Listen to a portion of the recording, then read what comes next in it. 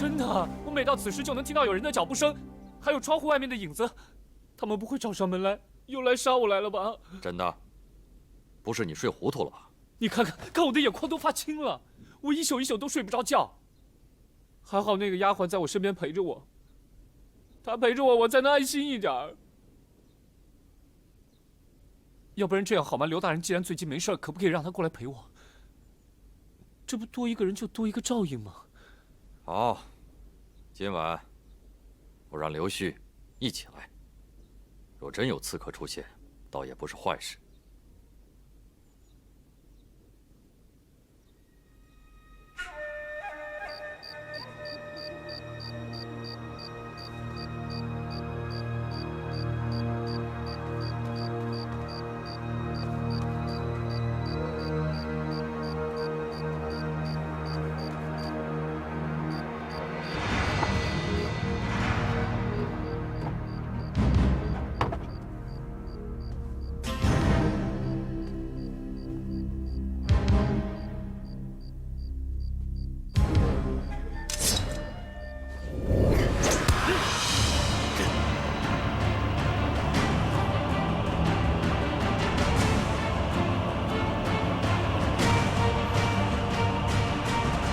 好的一双手拿什么不好，偏偏要拿刀。你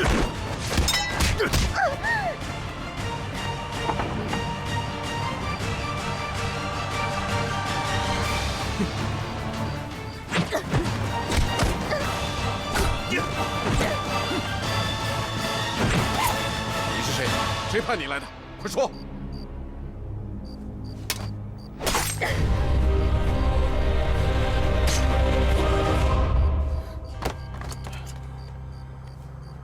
死了，如此训练有素，你不觉得有点像？有点像我们锦衣卫的作风。呀，怎么可能是他呀？大人，他怎么可能是刺客呀？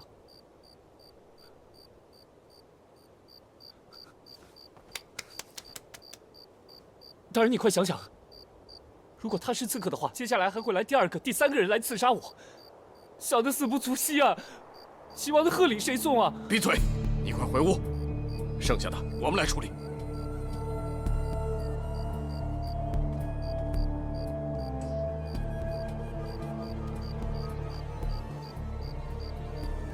找个地方把尸体埋了。是。什么？你给我请了保镖，怎么不跟我说一声？我做事还需要经过你的同意。庞公子，请进来。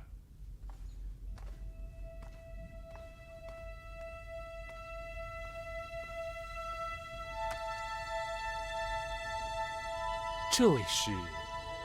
这位是庞子奇，庞公子。这位就是要请你保护的人，杨公子。庞家的名号，想必你也是听说过的。这一次，为了你的安全，我们特意前往庞家，请人来保护你。庞家的五虎断门刀大大有名，一般不会外传，只有宗族嫡系才有机会学习。庞公子是庞家的嫡系子侄，深得真传。五虎断门刀，有他在，公子可以放心了吧？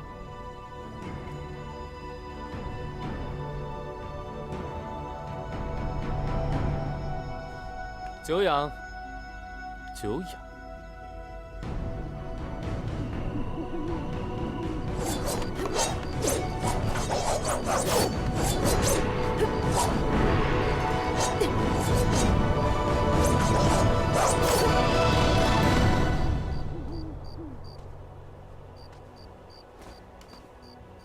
看什么看？你这时又准备出去沾花惹草，给人送上小命吗？彭公子，咱们以前认识吗？风流成性，好花街柳巷，这杨旭杨公子的大名，青州谁人不知，谁人不晓啊？一直听说啊，这彭家子弟的刀法凌厉，没想到还那么伶牙俐齿。以后改行替人说媒不错。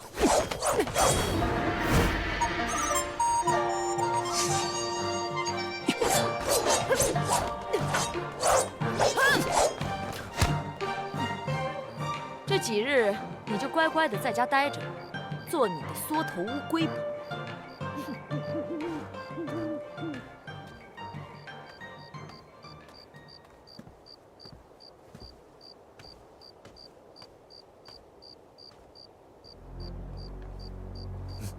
都看到了吧？怎么样？是不是那个冯锡辉派人过来监视我呀？不是，彭家的刀法一直在他们的拳法之下。他刚跟你过招时，力量不够啊，完全靠着敏捷和柔韧来补，又像，又不完全像是彭家的作风。我看了看他的身形，全明白了。他不是彭公子，是彭姑娘。老家伙不错呀，宝刀未老啊！你个兔崽子！彭公子，我只不过是去茶馆散散心，你不用这么尽职尽业。你这是要做什么苟且之事，非要避着人呢？那我去找堂子，你也跟着去？我自然也要跟去啊。那太好了，咱们是生死之交，得坦诚相待嘛。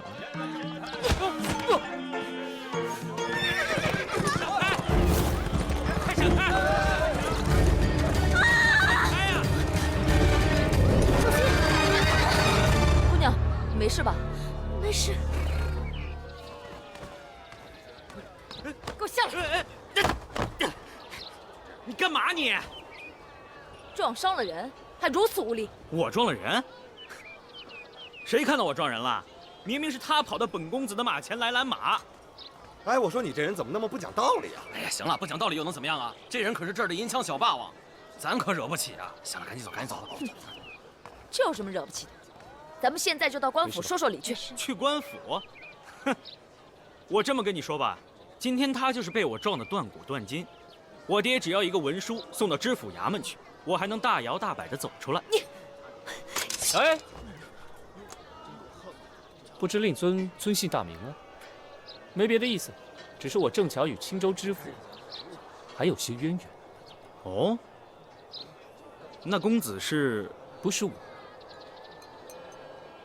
是这位姑娘。想必公子应该听说过青州教界冯大人吧？他跟这位姑娘的渊源可不小，只是没办法在外人面前说而已。还有这位公子，你看他脾气不好，但是他是彭家五虎断门刀的弟子。彭家在江湖上的地位，您不是不知道吧？在下姓杨名旭，若公子不相信，可以打听打听我说的话是真是假。没别的意思，只是提醒公子，没必要给自己添麻烦了。我凭什么相信你？哎，咱们讲完了身份，该讲讲道理吧。你冲撞这位姑娘是小事，得罪教检冯大人是大事。你想一想，如果冯大人在齐王面前给你添油加醋一番，以后令尊大人在知府里边，将如何做人是好呢？刚才是我多有冒犯，我给这位姑娘赔不是，您看行吗？姑娘觉得可以吗？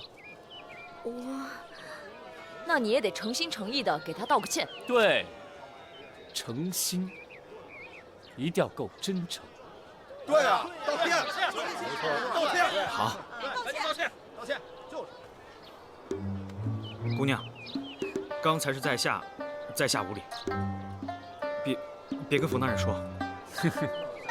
行了，我们也是明事理之人。公子，请。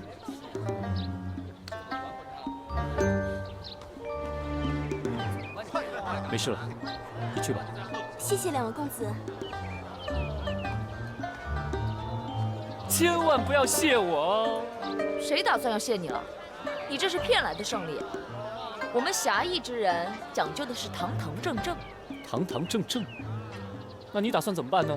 直接动手把他打一顿？你靠着彭家背景自然没事，但你要那姑娘以后怎么办？人家会放过她吗？你能保护她一辈子吗？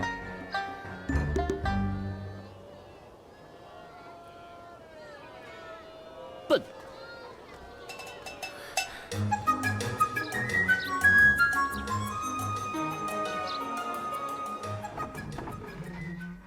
大人请。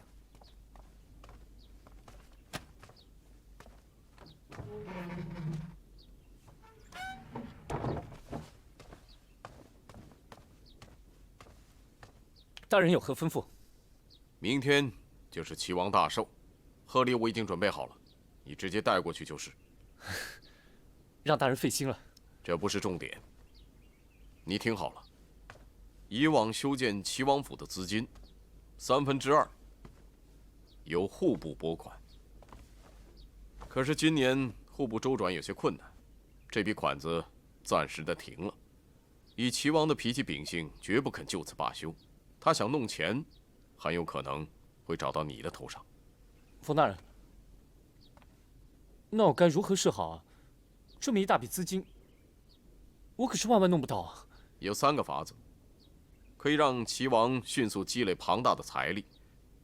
你也可以借此更进一步，成为齐王心腹。大人请讲。这第1个法子嘛，朝廷允许齐王择地重建王府，却没有划定具体范围。你可献计于齐王，叫齐王扩充王府新址，这样周围就有几百户居民需要迁离原址。那就是说，要强行让他们搬走？怎么可以强行呢？多落人把柄！你把这王府新址就选在富山好古聚集之处，这些有钱人，每一户都巧尽心思，精心布置。不知耗费了多少财富，绝对不会有人愿意离开的。怎么办？破财消灾呗。明白了，就是说用他们自己的钱，把自己的房子赎回来。嗯。这样一来，齐王的名声可算是臭到家了。这第2计，就是请王爷利用王府特权，贩卖牛皮、寿金、熟铁等物资。这些物品是受到朝廷限制的重要物资，寻常人根本不敢经营，所以利润极大。但是要打着齐王旗号贩运的话，谁敢查？当然，你也可以搭着齐王这条大船，为自己谋些利益。可这些都是军用物资啊。这第3计嘛，就是采矿，这更是暴利。这是一般老百姓都不敢做的事情。所以，只要齐王肯出头，必有豪绅巨贾愿意合作。他不用花1分钱，就能大赚。大人果然是英明啊！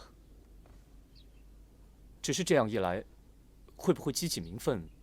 咱们此次前来不是为了捉拿逆贼，万一朝廷追究起来……原来你是担心这个。我们是在制造机会，让叛党们自觉暴露。以上种种都是为了让你引起那些叛党的注意，详细情形你不需要知道。我回去了，你好好做准备。嗯。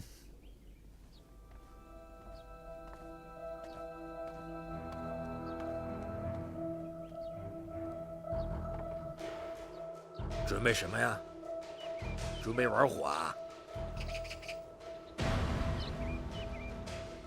冯锡辉这3条建议，我越想越有问题。你说齐王他这个造反的事儿还没有定论呢，就这么着急把帽子给人家扣上了，那万一是冤枉人了怎么办？我问你啊，失势的锦衣卫要怎么做，才能让自己重新出现在皇帝面前？除非是天下大乱。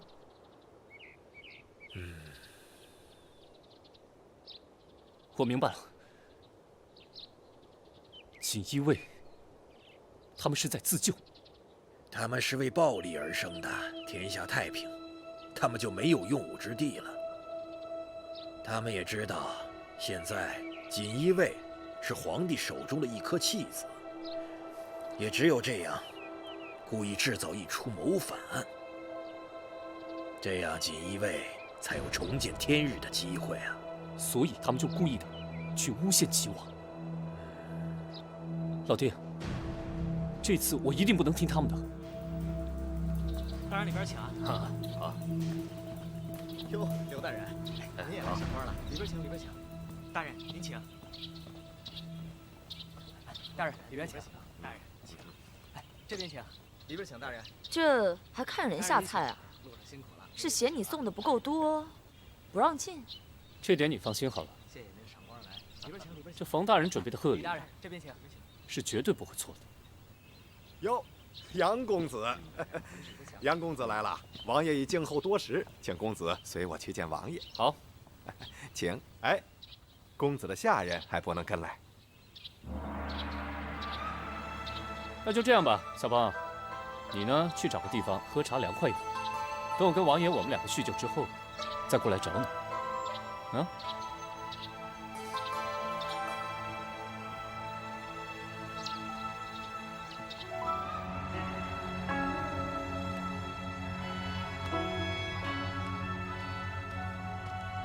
王爷，杨公子来了。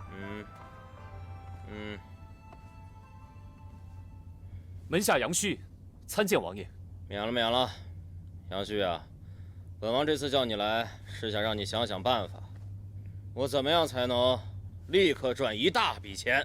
王爷店铺的生意一向都很好啊，特别是这些海外的航线，每年往朝鲜吕宋走2趟，这赚来的钱……哎，你说的这些都太慢了，我要很大一笔银子，重建我的王府。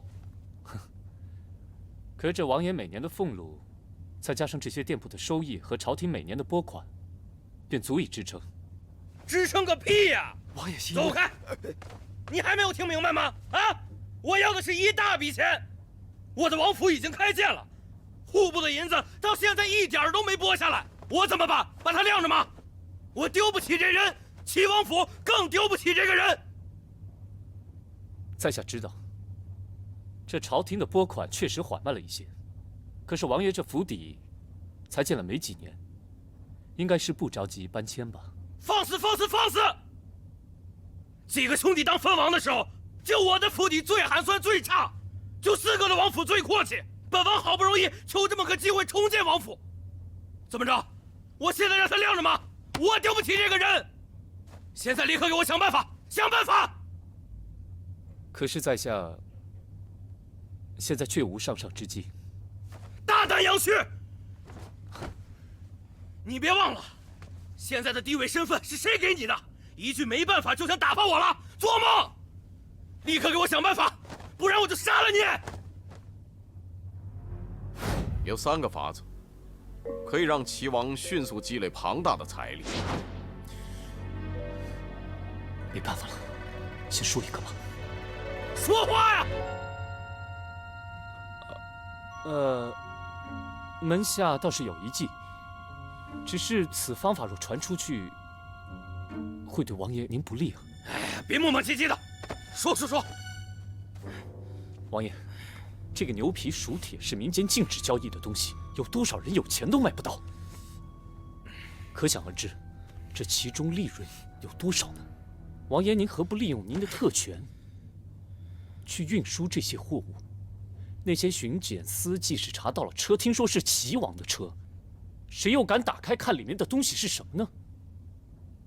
王爷，您只此一举，便可以财源滚滚。好办法，好办法！赶紧给我拟一个章程出来，从何处购进，销往何处，还有什么时候要我去打点的，都给我写得清清楚楚的，啊！立刻去办。是。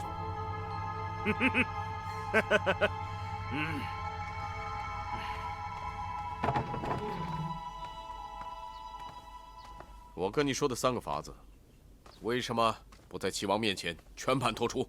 不知大人是什么意思？圈地、走私、开矿，你好大的胆子！故意给我忘了是不是？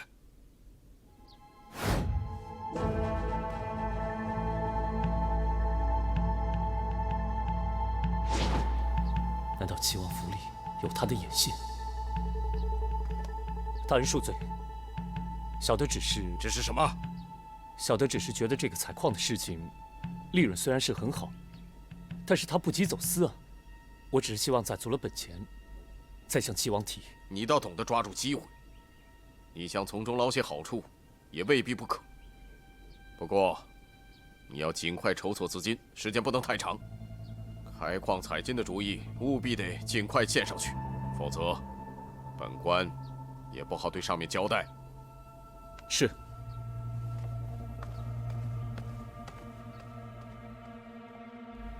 我需要的，只是一个能在齐王面前帮我做事的人。至于他是杨旭也好，夏洵也好，哪怕他是路边的乞丐，只要他能帮我把事办好，是什么身份根本无所谓。他向齐王隐瞒了我们的计划，一定有他的理由。不过，太自作聪明也不好。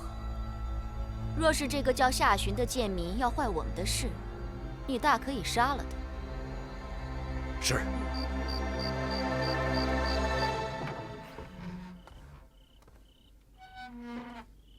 冯大人，杨公子，我刚刚收到我们锦衣卫指挥使的密令，你现在跟我去见他。这么晚，冯大人您不困？我倒是有点困了。这是命令，你现在跟我来。好，那我把彭公子也叫上。不用了。那我换个衣服，马上出来。你没按冯锡辉的指示办事，一定要小心他对你不利。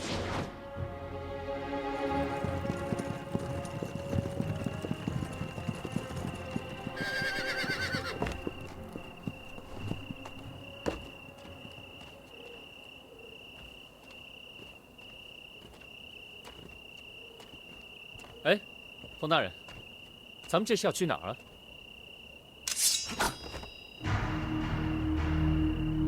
冯大人，您收到上级的密令了吗？这就是密令。可是我好不容易在齐王面前混个眼熟，如果这个时候死去的话，对你们还有锦衣卫可都没有好处。其实你一直都很聪明，我之前小看你。这都是您和张大人教导的好。不用再跟我来这套。你已经成功取代了杨旭，以后你手上的权力会越来越大。渐渐的，你会开始连我的命令都不听。事实上，你已经这样做了。可是如果现在你就把我杀了，你不怕上头怪罪你吗？如果这就是上面的意思呢？这不可能，由不得你不信。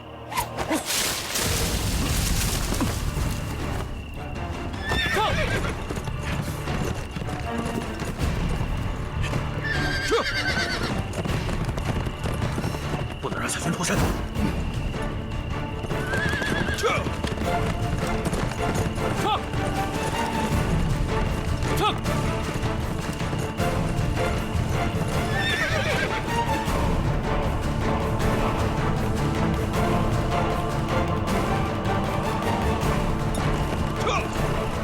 怎么会有更四人？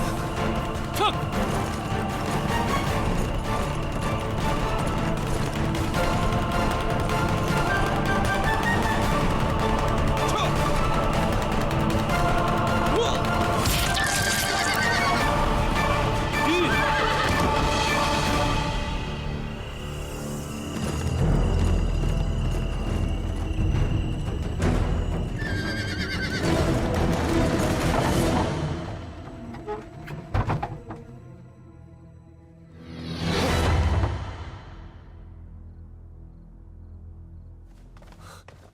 老爹，我正想出来找你，发生什么事儿了？冯锡辉死了，刺客是冲着我来的。你刚刚出门的时候，有没有被别人看到？应该没有。那你就当做什么都不知道。今晚一直在房间里没出去过，刺客没有得手，一定不会善罢甘休的。你千万不可掉以轻心呐。这是我用院子里种的夹竹桃做的毒药粉，不过我在里面加了别的植物。拿着，如果你遇到了危险，兴许它能救你一命。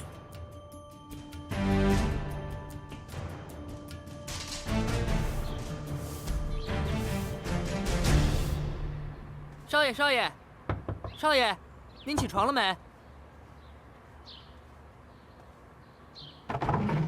怎么了？刘旭刘大人来了。知道了，我等下就过去。是。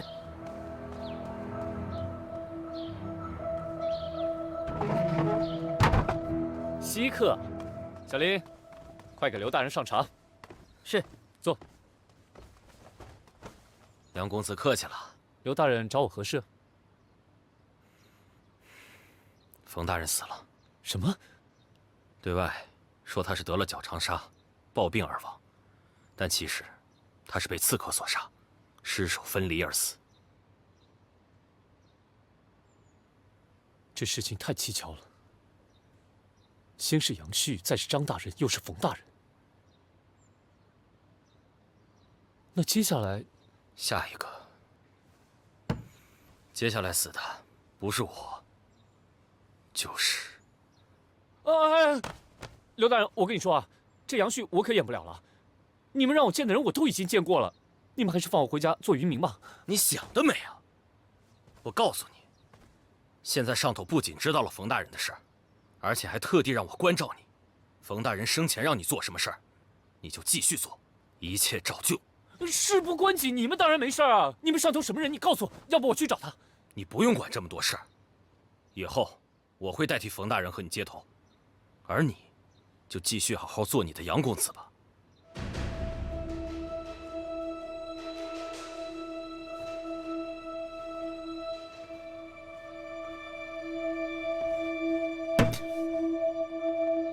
刘大人，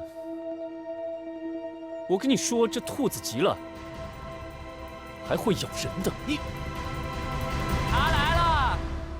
嘿嘿嘿嘿，来，快把茶给刘大人放下。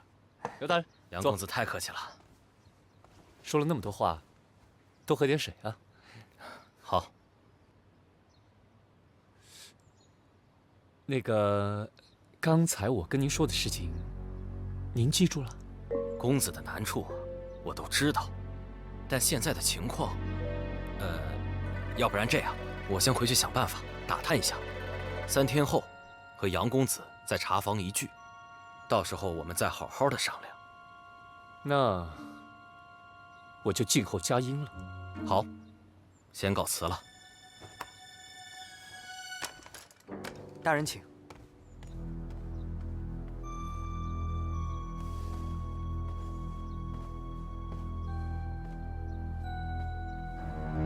少爷，这位大人面生得很，以前没有见过呀。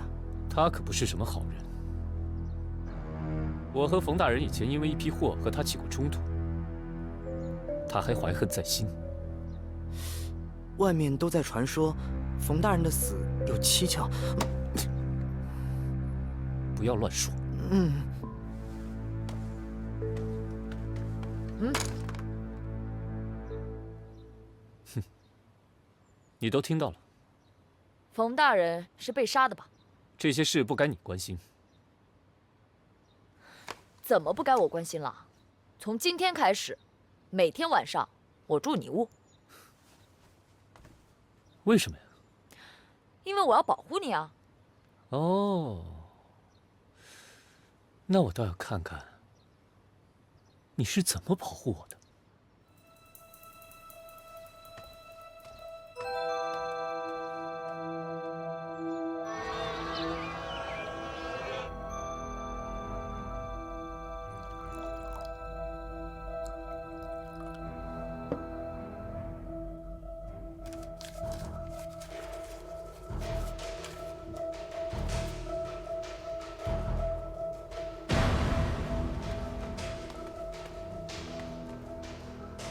我和刘大人有些事要商议，你等我一下。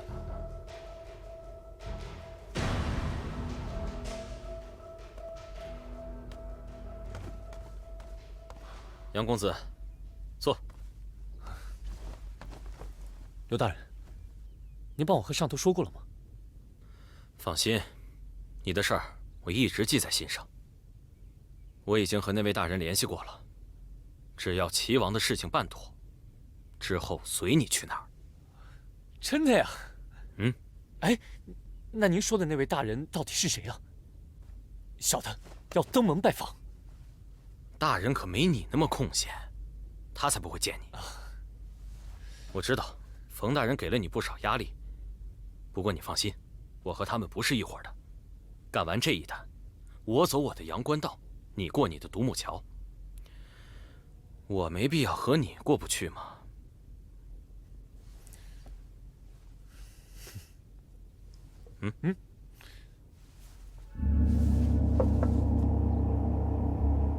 这个酒我不能喝，我觉得我要喝，怎么着也得我敬您啊。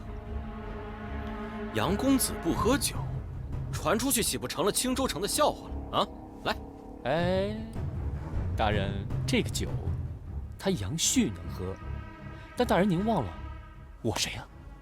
我是夏洵啊。这个时候，你就是杨旭。您着什么急呀？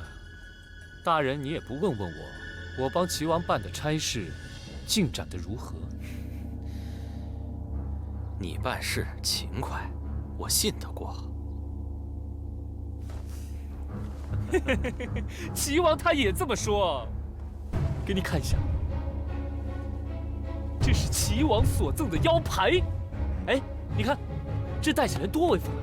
可我看不出来这腰牌有何特别之处啊。这个腰牌的精美之处呢，就是因为它内藏乾坤，只要在太阳光下这么一照，便会惊现齐王的印记。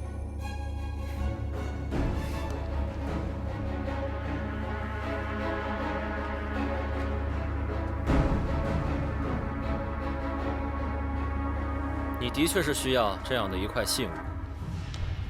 毕竟我不像冯大人可以直接出面，很多时候，场面上的事还得靠你。坐吧。夏洵啊，为了感激大人，先干为敬。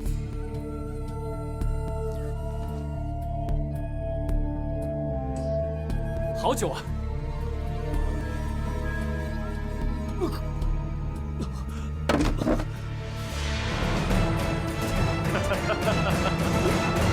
你个畜生！你也终于要死了。张13出事的时候，我就该想到，根本就没有什么资格。人就是你杀的。我说过，下一个死的不是我，就是你。你要是死了，就只剩我替白大人做事。其实你应该感谢我，至少让你过上了几天人上人的日子。为了这几天，你已经把你的好运气全部用完了。这杯酒就为你送行。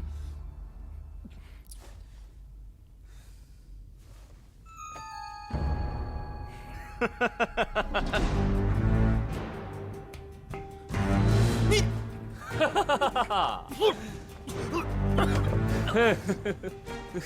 刘大人说的没错，我的确是靠着你们过上了这几滴玉石的生活，我会好好的活下去。但是我夏洵靠的是脑子，可不是运气。你什么？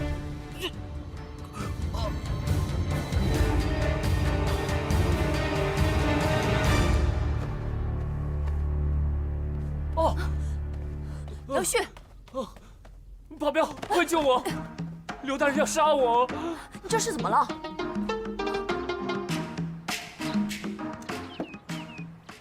杨公子这次真是九死一生啊！中了这种毒还能侥幸活下来，实属不易。那他手臂上的伤要紧吗？可不是嘛，那刘旭当场就死了。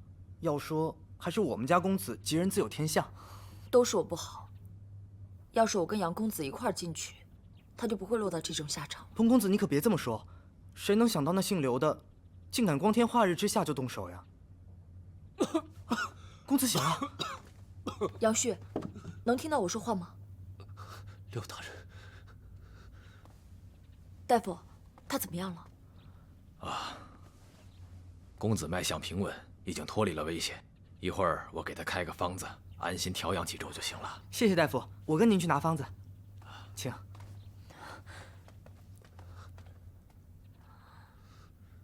结果到头来，我什么都没做。我很累了，想一个人先休息会儿。好。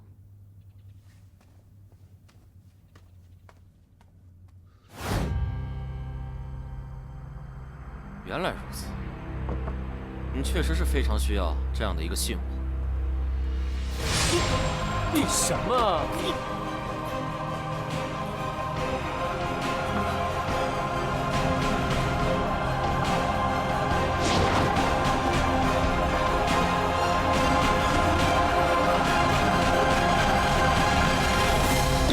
这案子怎么还没断完？那刘旭想杀我们公子，结果他不小心喝了毒酒，那叫自作自受，能赖我们公子头上吗？公子，这杨公子也算是青州名人呢。这才几日，杨公子身边接二连三出现多起命案，其中还牵扯到了官府要员，下官也是受了齐王之命，来查查清楚。那是你们保护无力。这不知这刘旭和杨公子有何渊源呢？这个我知道，少爷曾和我说过，这个刘旭和他在生意上有些纠纷。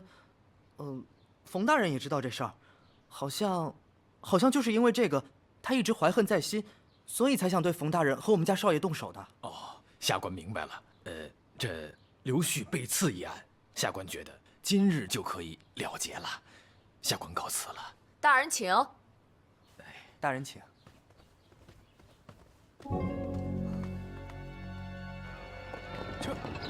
撤！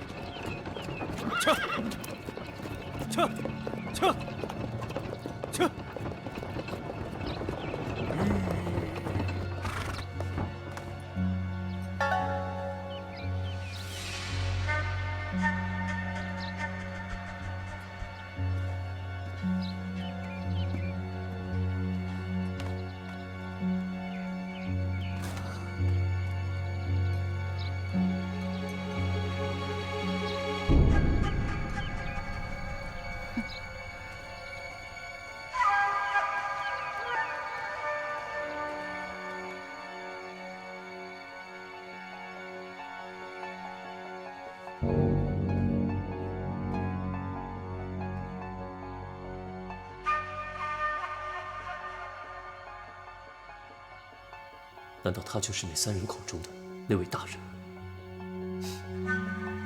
下去吧。是。在下杨旭，拜见大人。杨旭，之前我托你帮我寻找的极品2乔牡丹可有下文了？这都几个月了。回大人，之前小人遭遇不测，后来回到府中之后，忙着给齐王贺寿，又遇到了刺客，险些丧了性命。至于大人的吩咐，实在是疏忽了。小的这就去办。站住！满嘴谎话，我都听不下去了。大人饶命！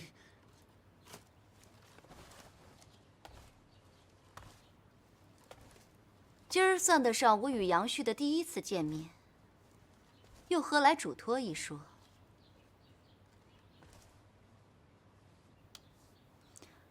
抬起头来，让我好好看看你。大人，您既然已经心知肚明了，又何必明知故问呢？您这不是耍小的呢吗？说说吧，你是什么人啊？在下是小叶村夏寻。除了张13，你还杀过些什么人？大人，那个冯锡辉，他真的不是我杀的。除了那几个废物，还有谁知道你的真实身份？这个嘛，肯定没有人知道。很好，你的聪明才智在冯锡辉他们之上，我很满意。想必你还不知道我是谁。我是锦衣卫指挥同知白衣夏。那个大人，小的有一些疑问。我冒充杨旭这个事情，您不会怪我吧？你呀，还是不明白。其实谁是杨旭，我根本就不在乎。你现在的价值对我来说，比1000个杨旭、10000个杨旭还要重要，你知道吗？如果你愿意，以后私下无人之时，我依然叫你夏寻，可好？我听说你心肠还不错，我给了你们3条计谋，你硬是吞下2条没说，可有此事？啊，大人，在下呢虽然出身是个贱民，但是不能现在拥有了这一切就忘了本。那是以前，你现在不一样了。所有人见到你都要叫你一声杨公子。如果你以后想在锦衣卫里面出人头地，这些没用的仁义道德都得舍去，能做到吗？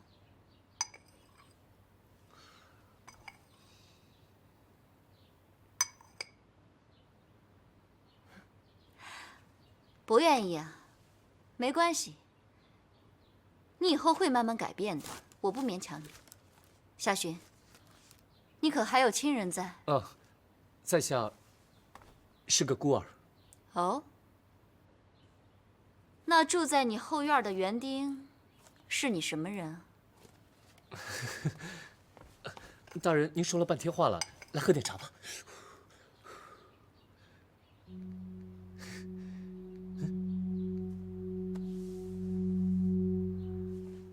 我最讨厌别人在我面前自作聪明。那个老人看起来眼熟得很，好像曾经见过。在哪儿呢？时间久了，我好像有点记不起来了。不如一会儿我去找他叙叙旧，或许还能想起来些什么。哎呀，大人，您说您要有什么忙让我夏寻帮您，您就直说。我义父啊，他年事已高了，他帮不了你什么忙。我怎么舍得吩咐你做什么？你只要好好在这儿做你的杨旭就行。至于你的义父啊，他只要活着就是对我最大的帮助了。还有，我会派人保护你，不会再让那些刺客有可乘之机。哎，大人，那照您这么说，现在杀害杨旭之人有了一点眉目了。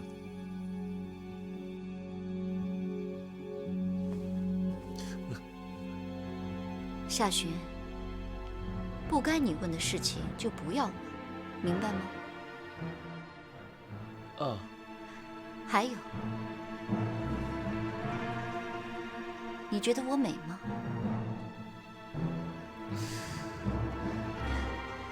卓伦，在，我们走。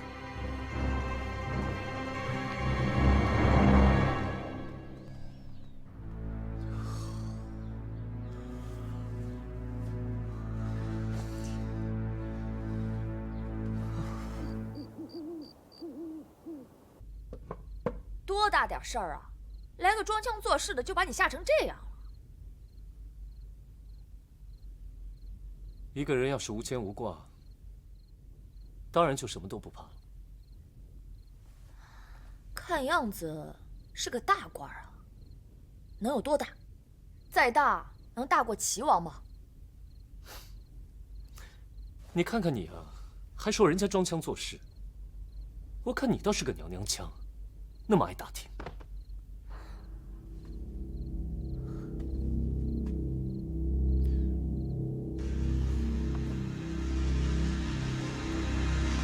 去，别说话，我去看看。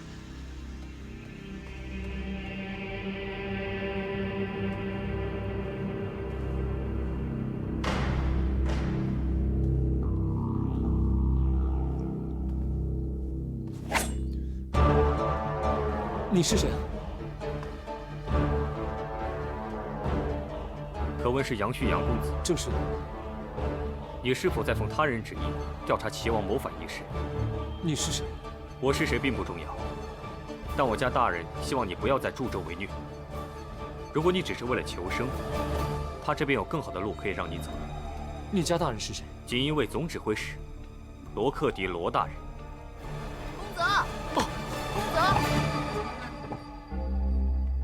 小鹏，我身体突然间有些不舒服了，我想歇会儿。好吧，你歇着吧。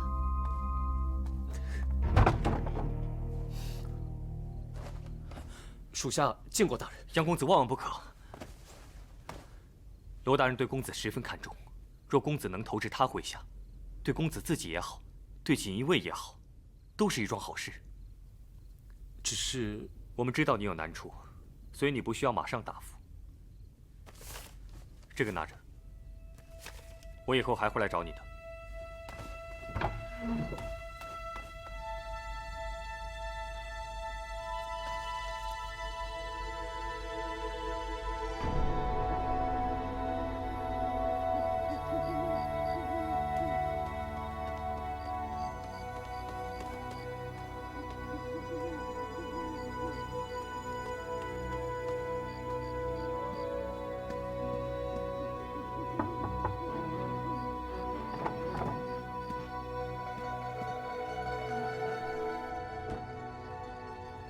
爹，你能不能教教我，你当年是怎么做到说走就走的，就没一个人拦着你？怎么着？你小子怎么问这个问题？锦衣卫是不是不想干了？我现在不想干都没办法了。就今天啊，一共来了2拨人找我。让我猜猜。有一个人肯定是冯锡辉他们的头头。对，就那个姓白的。哎，你说奇了怪了，第一眼见我，他就认出我不是杨旭。还有他手下死了那么多人，他就跟死了个蚂蚁一样，一点都不关心。你说我要是真的为他卖命的话，不是有一天像冯锡辉他们一样，都不知道怎么死的吗？算你小子聪明，没被那些个小恩小惠蒙住了眼睛。记住了啊！以后替别人办事儿，一定要先看看他们如何对你的前任。那下一拨人呢？是锦衣卫的老大，叫什么罗克迪。怎么，罗克迪会来找你？倒不是他亲自来的。哎呀，罗克迪连你都不放过呀！完了，看来锦衣卫是完了，真的是末路了。哎，这2拨人，你到底喜欢哪一拨？我可是哪一拨都不喜欢。不过那姓白的，你知道他那人吗？你见他有点，特别恶心。你可想好了？这可是白衣夏和罗克迪之间的斗争，不管你跟哪一拨，到后来的结果都是……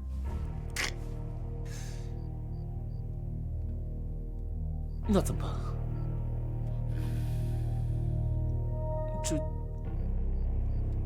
这既然怎么都不行，那我谁都不跟就是了。那他们更放不过你了。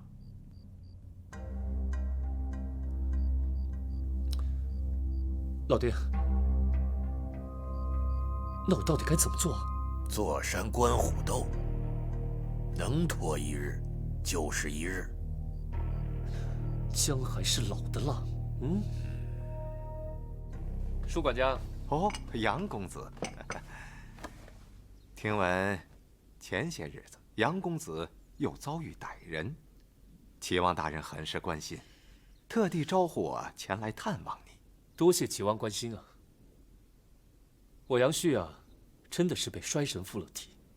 你说这连阎王都嫌弃我，没大碍就好。那齐王之前吩咐的事儿，不知可否？这个大人放心，属下已经联系好可靠的商人，即刻开始行动。啊，那就有劳杨公子了。不送。哈哈。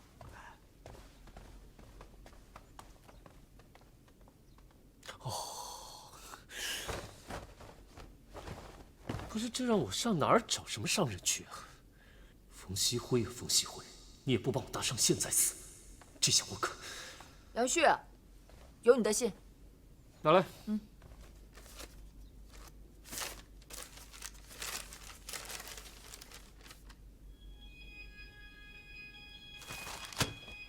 备马，我要去阳谷县。那么着急什么事啊？齐王的生意有着落了。那我陪你一起去。你留下来有更重要的事情。哎，我跟你说啊，刘旭的部下如果再来找我的话，你要留在这个地方，帮我保护好所有我们的人，知道吗？保护大家？对啊，有一个人受了伤害，我就去彭家告你的状。我啊，保护大家？你把我当什么了你？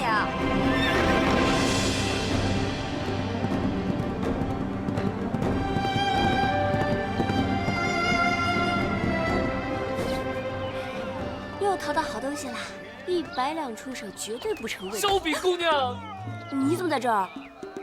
他乡遇故人，你不开心吗？又碰到那个灾星了。你跟着我干嘛？我没有跟着你啊。你还说没跟着我？我要去那边啊。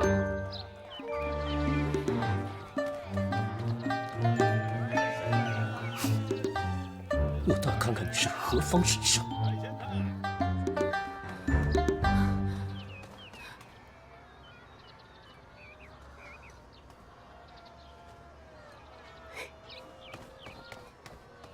小姐，你是？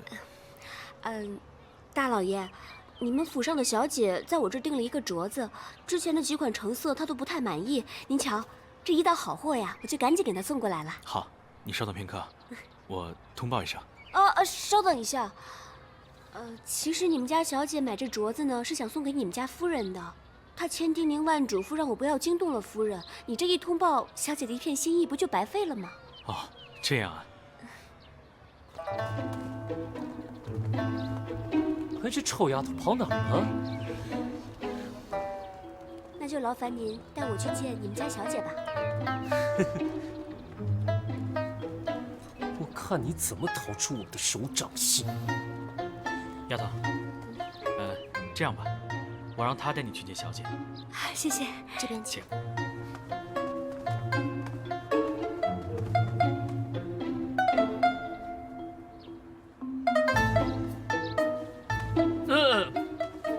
我找一下你们家小姐。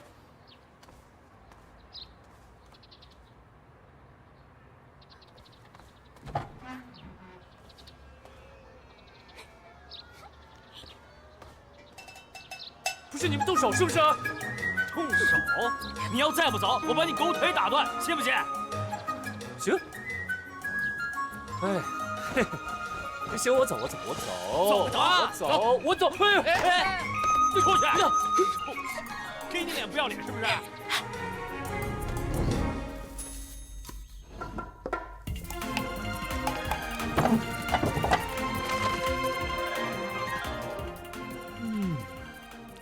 姑娘，你这病势风湿入骨，无妨。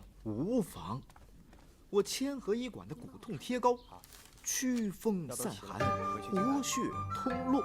像你这样寒湿阻络的关节疼痛，只需贴上几贴，立刻见效，保管姑娘你身轻如燕，姿态婀娜，那叫一个风姿绰约呀！小兔崽子，少拍老娘的马屁！什么姑娘不姑娘的？我和你娘做姐妹的时候，你呀还穿开裆裤呢。呀，竟是刘家大婶啊！我把着脉还以为是刘家的大闺女呢。你要自己不说，我还真不敢认。哎呀，来，千和骨痛贴膏，7贴，每日1贴，7天后便可无恙。刘婶儿，刘婶儿，哎，好帅呀！哎呦，你瞧我这张嘴，应该叫姐姐。姐姐，去拿药吧。街里街坊的诊子就算了，药钱零头我也就不收了。哟，那好，那我去拿药了啊。好嘞，走好。哎，下一位。我来！哎呀，别挡住我呀！我来！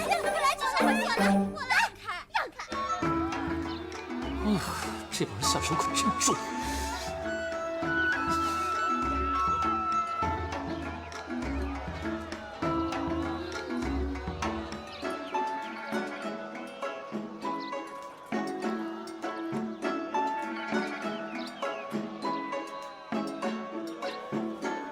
这个臭丫头，你等着啊！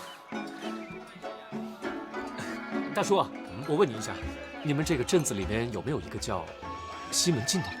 啊，当然有了。你也是慕名来找西门大夫的？对。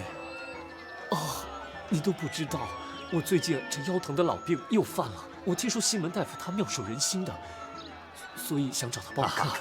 你可找对地方了。那西门大夫的骨痛膏药可管用了。哦，是吗？啊，我老伴儿那膝盖就是他给医好。不是他在什么地方？啊，就是千和医馆，啊，千和医馆啊。谢谢你啊，哈哈，没事，慢点。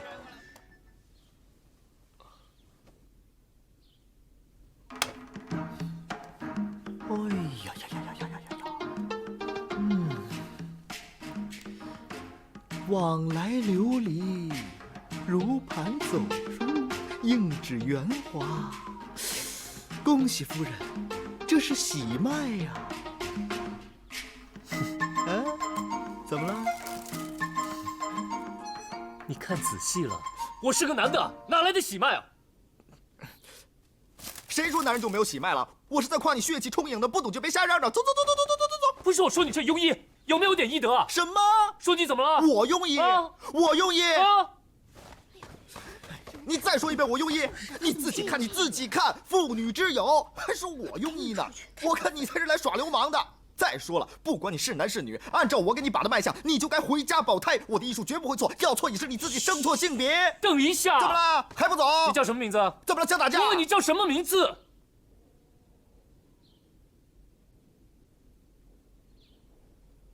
我叫西门庆，话头在世，妇女之友。听说阁下是金陵人士？怎么可能？我自出。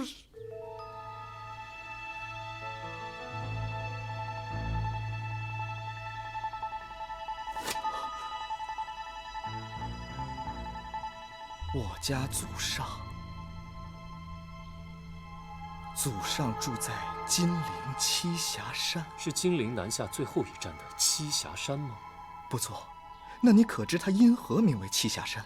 这个栖霞山的本名为舍山，正所谓是小隐隐于野，大隐隐于市。栖霞山虽然繁华热闹，但是却是个隐居的好地方。这位兄台，请里面说话。伙计，闭店。就这样啊，长时间了，这么去。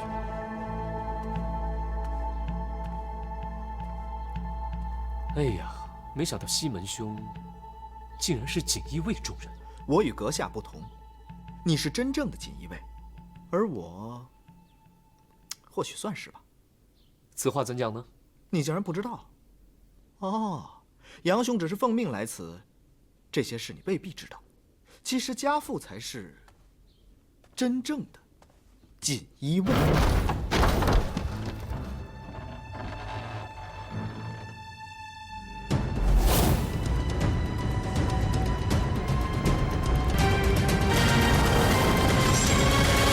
还记得锦衣卫还叫做拱卫司时，家父就被派到这儿来搜集情报。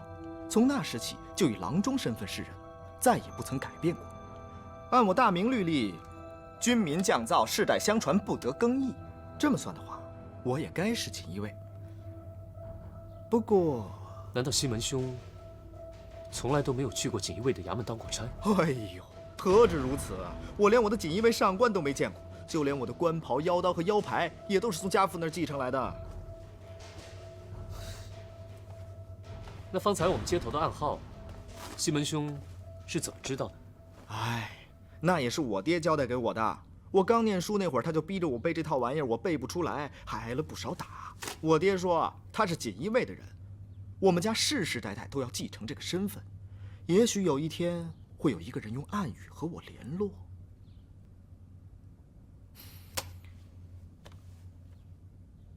哎，到时候我就全力以赴奉迎差事啊。如今西门兄终于成为了一名真正的锦衣卫，你爹在九泉之下，应该是得以安息了。那是他的遗愿，又不是我的。你的眼光可以放得更长远一点。你想想，你如今当上了锦衣卫，是一件多么了不得的事情。哟，你又不是我，怎么知道我做我的妇科大夫有多快活？过多几年，讨个老婆，生个孩子，老了以后再把这个使命交给我的儿子，多好！你突然来找我，肯定没什么好事。你怎么知道没有好事啊？我今日过来找西门兄，正是要商量一份大买卖。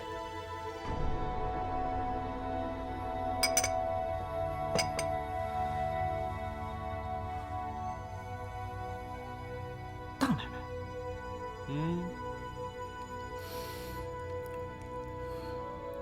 很赚钱？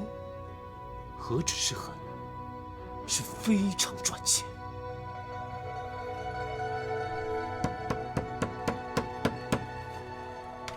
继续。什么？皮毛、兽金、生熟铁，这些可都是受到朝廷限制的东西啊！我知道，我也只是奉命行事啊。我不问，你也不需要知道。但是我知道你有办法的，对不对？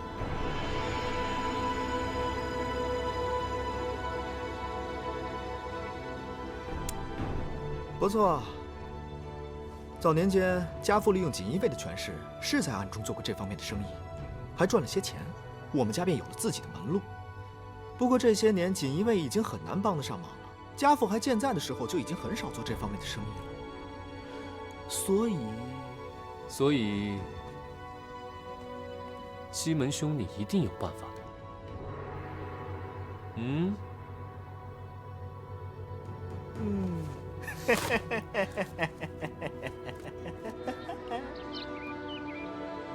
算你运气好，只是这个主事人在北平城，我们得亲自跑一趟。去北平是没问题，倒是他真的能联系上货源吗？要是没个准，我那里便不好交代。做生意哪有个准数？不过我在，你就放心，一切都交给我来打点。就连水陆关卡衙门那些关节，我也可以帮你打通。不过这打通关卡的花销，那自然是我出了。齐王的钱嘛，慷他人之慨，老弟不必肉痛。看你年纪比我还小着几岁，莫非也和我一样，是子承父业？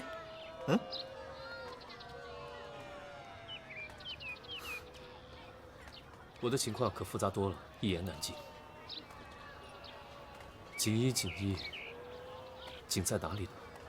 自入锦衣，我做事是如履薄冰，如临深渊。早几年啊，大家挤破了头也未必能加入锦衣卫。可现在，锦衣卫早已不似当初八面威风的时候了。不过我总觉得锦衣卫不会就这么完了。人生起落，命运无常，一朝风云际会，谁能保证锦衣卫以后就不能再东山再起啊？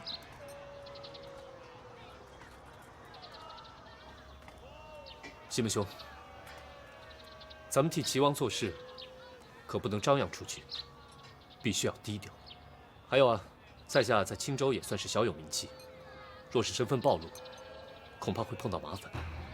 所以西门兄在外，可不可以不要叫我未央旭？哎呀，多大点事儿！你说该怎么叫你？西门兄就叫我夏巡。好，夏巡，夏老弟。